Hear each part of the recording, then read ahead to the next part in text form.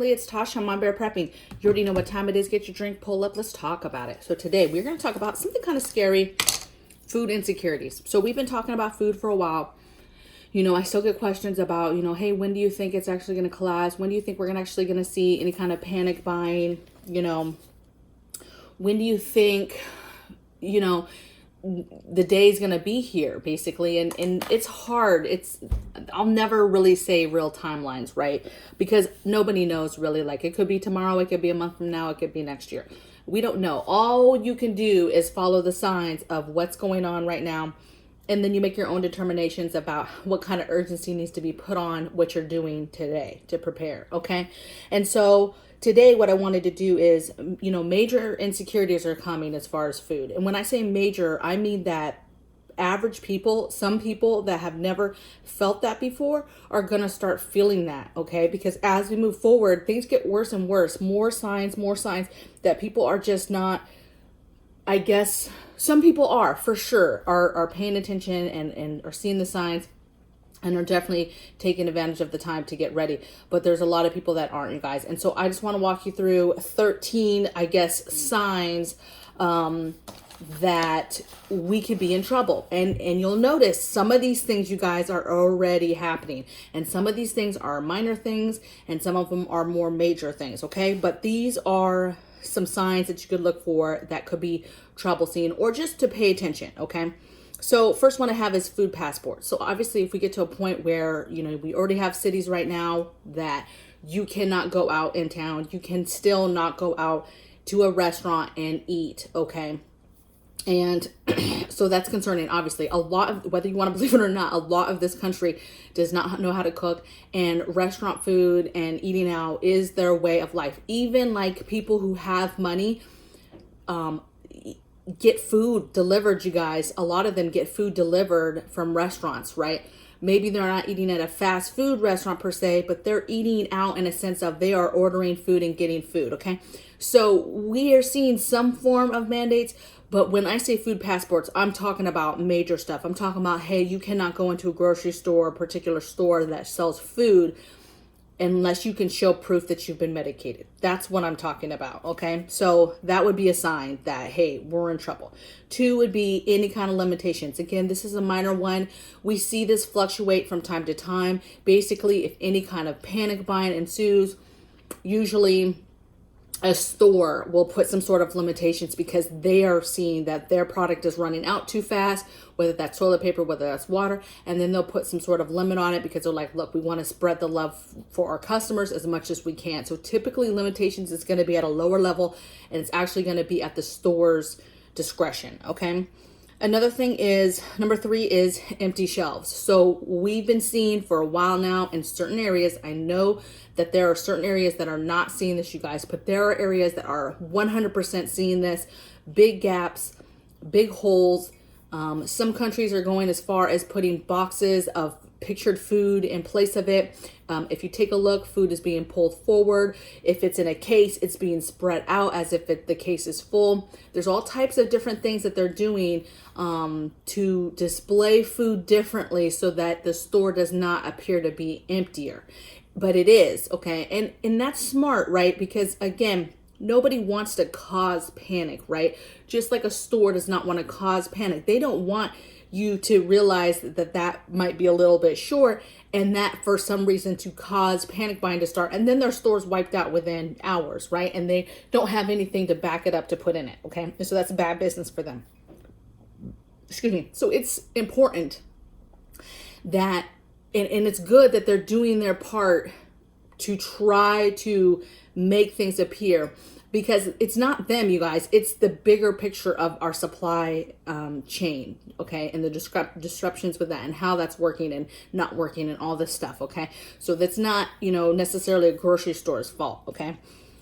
4th thing I have is food crimes. We are seeing this, you guys. The days of just, hey, I'm going to rob you because I want some jewelry of yours is now shifting. If you're noticing, if you're watching the news, this high crime, a lot of this stuff has to do with food, you guys. You have people walking in, putting steaks and stuff in their drawers and walking out. You have people who are bold enough to be walking out with cartfuls of food because they know they can get away with it.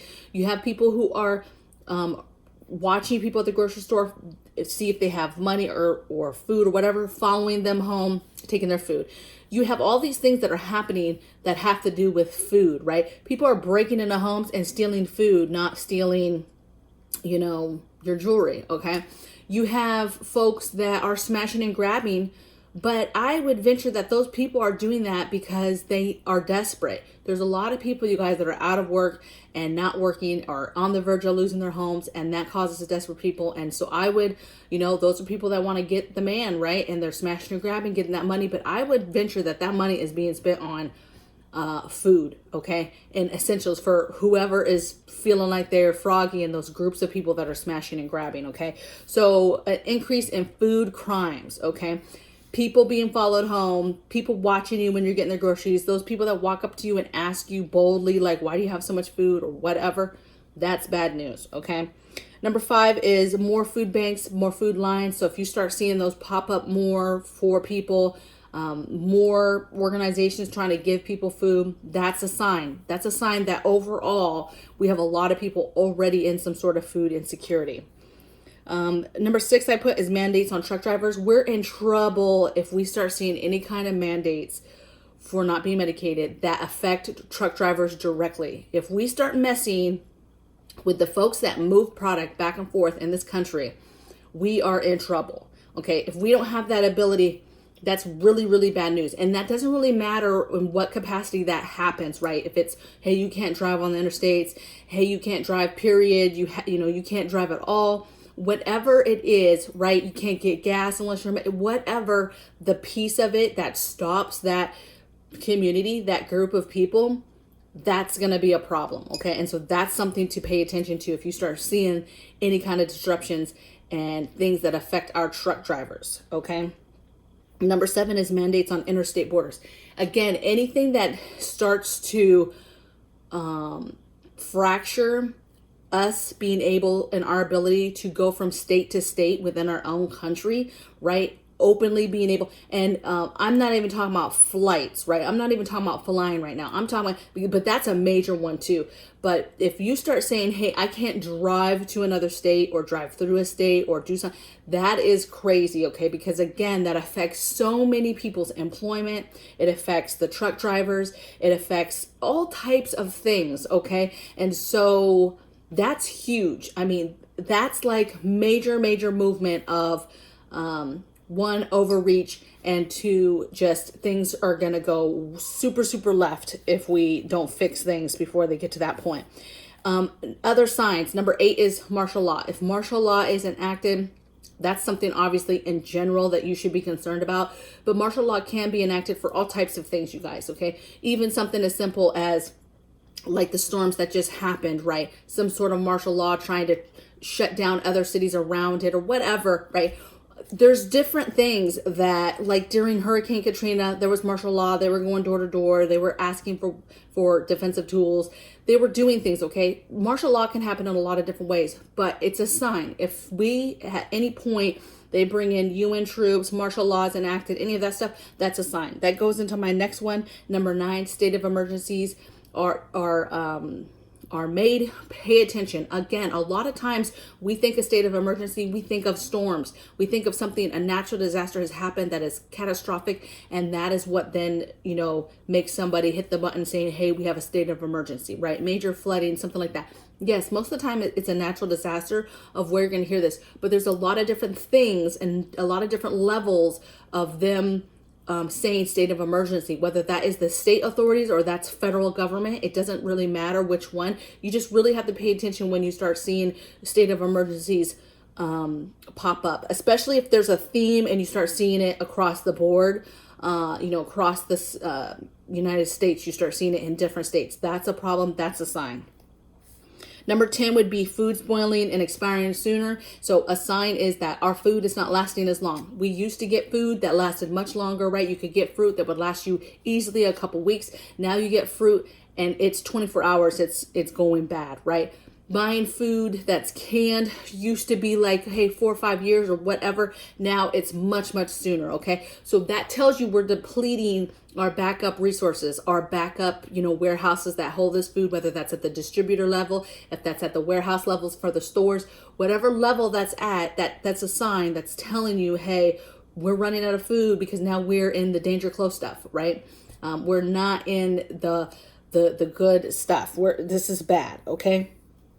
Number 11 I have is food distributor shortage warning. So when you have these companies, and this is happening, sending out memos and letting you know, hey, we are running out of stuff. We can't offer that anymore. We don't have this type of food. We can't do this anymore. Whether that's restaurants saying, hey, they can't offer a certain chicken sandwich because they can't get the chicken.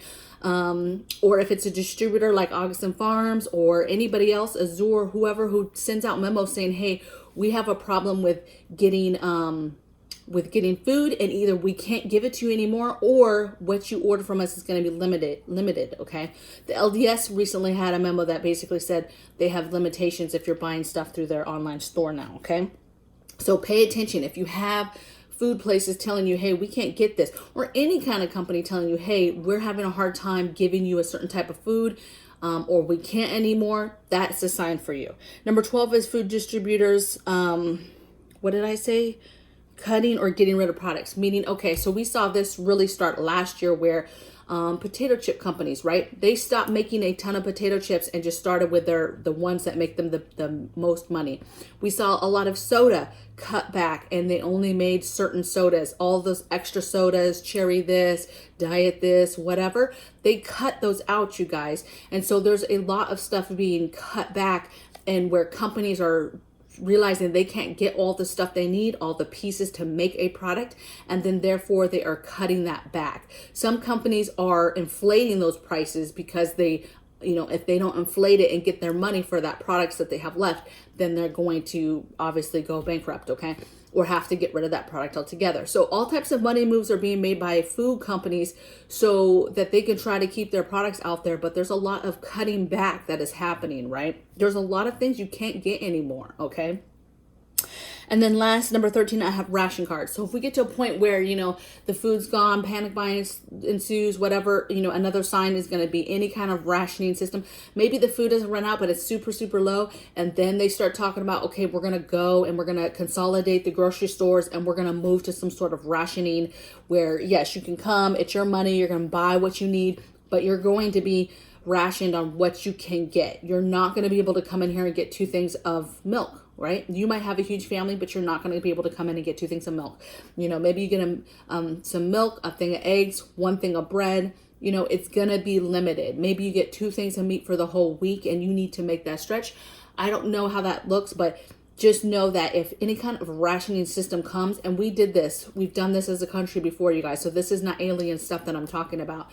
That could be a problem or a sign, okay? Things you can do, continue to stockpile. If you cannot stack, be heading up your free apps, be hitting up bulk sales, dollar stores, be thinking about garage sales and thrift stores, be thinking about, what else did I write down? Oh, just inventory, organize. You should know right now how much food you have in your house and how long it will last. Basically, because that is how long do you have before starvation. You need to know that answer so that you can prepare yourself a little bit better. And then be thinking about fortification of your home, being safe, making yourself a hard target and not a soft target, right? Having grocery safety when you go to the store, buying stuff in small piles, making sure nobody's following you home. Maybe waiting to bring in groceries, right? Don't bring in big loads. Your neighbors are watching you. I promise you, they're watching. They're watching how often you're getting packages. Like, they get a ton of packages delivered. They have a ton of stuff. I once had to just say, hey, I have a business, because the UPS people and the Amazon people, they would start to say little remarks. And I'm like, yeah, this is what happens when you have a business, right? Because I have a business and I actually get product, for my business. And so that changed the tone, like, oh, okay, this is a business is why she's getting all this stuff. So you have to be careful, okay? Because people are watching, okay? If you're getting food delivered, you have to be careful, okay? Your neighbors can see you're getting food delivered. 2, if you don't get it off the porch or know it's coming right when they're bringing it to get it inside quickly. You know, there's a potential of whoever's driving by or whoever is seeing that. The people that are delivering it, okay? A lot of people work the same areas, and therefore you could have some of the repeat drivers picking up your food, okay? It's just not a good idea, okay? You got to be very, very careful what you're letting people see in your home. You need to be very careful when somebody walks in your home, what they can see. You need to be putting stuff in cupboards. If something is, you have some sort of shelving, it needs to have doors on it. It needs to have a curtain in front of it. It needs to have something. Do not let neighbor kids and people see when they walk in your house, or that you answer the door and they can clearly see you have all this stuff. You need to start looking like a normal person, okay? Normal house, normal stuff, nothing special to see here whatsoever, okay? So those are my tips, but those are the 13 signs of different things that I think you need to watch out for. Again, some of the stuff is already happening, but if you're paying attention and you're looking for this stuff, and if more and more of it starts to happen, that's you connecting the dots and realizing, hey, this is getting close to something, you know, breaking, okay? Even if the major thing happens where it's panic buying and everything is cleaned off the shelves, watch for these other things, okay, as food tries to make its way back, right? Watch to see how, you know, the federal government responds. Do they respond with mandates? Do they respond with, you know, martial law or state of emergency type stuff? Because that gives them a lot more in their arsenal of stuff that they can do, right? So just pay attention to what's happening, because food insecurities are coming. And they're going to be coming, you guys, to a lot of families that have never felt it before, ever. And they're not going to know what to do, and where to start and where to look and how to get food. And I'm not saying that those people are going to turn to crime, but those people are going to be desperate to try to figure out what to do next, right? Like, how do I get food? I order food every single day, right? And I have no food in my house. And when I say none, I have none. Like, what does a person like that start to do? You know, and they have money, but they can't go to the grocery stores because there's nothing, right? They try to go online and order stuff. There's nothing. What do those people do, you guys, right? They start to panic. Where can I get food? Okay, farmers markets. Okay, let me go to this stand. Okay, they're going to start to panic, okay? And so what you don't want to be doing is be part of that group that's having to panic, and just be secure in what you have done. Have a calming spirit with that, but stay calm, because what you don't want to do is start alerting to the world that you're fine, you have food, you're fat and jolly, and you're good. And what is everybody freaking out about? You know, there has to be some empathy. There has to be some, like, this is crazy. I can't believe we're going through this. And then you go from there. Okay. So I would love to hear in the comments below your guys' thoughts on this topic. Any signs that you think I missed that you're like, hey, I think if this starts happening, we need to be concerned. And I'll see you guys tomorrow on the next video. Take care. Bye.